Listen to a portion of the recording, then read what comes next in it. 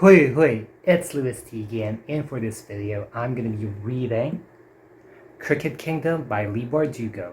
Now, I'm not really that excited reading this, because y'all know how I felt about Six of Crows, which I'll be putting down the link of my reading vlog. And what's interesting is that I read it somewhere or sometime around this time of the year last year. I hope I made sense in that. I read it sometime, started reading Six of Crows sometime in August 2020.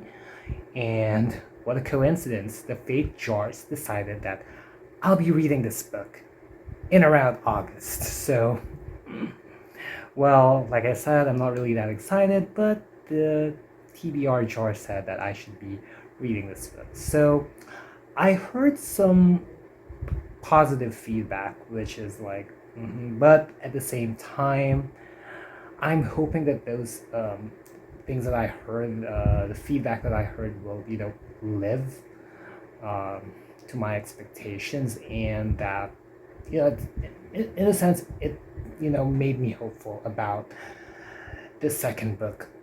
And I'm going to be considering this as the final one, and I'm going to be considering Six of Crows as a duology. So, let's begin reading this one.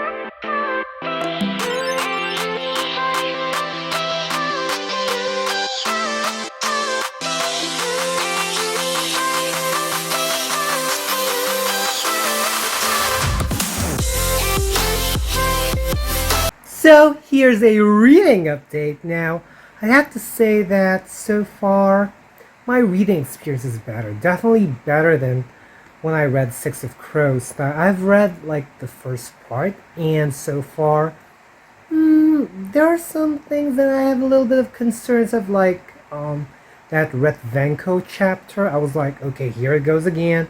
Retvenko and then Willen. So it's like, how are those two situations linked together? So maybe I'll find out in the succeeding chapters, but for now I'm like, the linear approach. So yeah. Anyway, so far I'd have to say that it was able to depict the scenes much more, in a more captivating manner. It's definitely not like an enchanting, there's magic, but it's not like sparkly or anything. It's more of like the vibe, the environment, the world is more like gothic, compared to, if you talk about like fantasies, some people may think about like something sparkly and all of that, but this one's more of like gothic.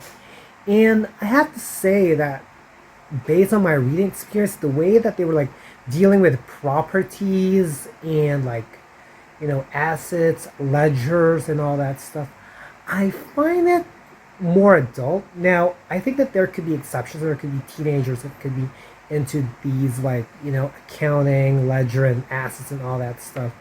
But the way that the narratives were depicted here, it's more of like they talk about it in the manner that a typical adult would do, like assets and like finding out whose property is this, named after or something like that. So I find this book kind of adulty. Nevertheless, regardless of the category, the age category of the book, if the reader is ready to read and, the reader is going to be guided if needed, especially when they are younger, then go for it. So far it's been good. It's been good.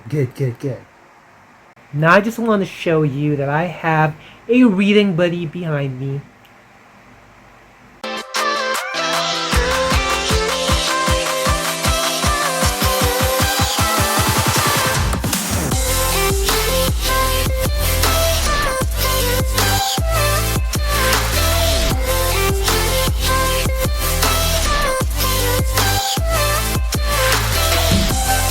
So earlier today, I had my live stream for BLouRay Book Club's Book of the Month, Attachments by Rowell, and it was a very interactive discussion. And thank you so much to Weena for joining us, and of course, thank you so much to Ray for always doing great job during our live streams. It's great working with you for these live shows. So yeah.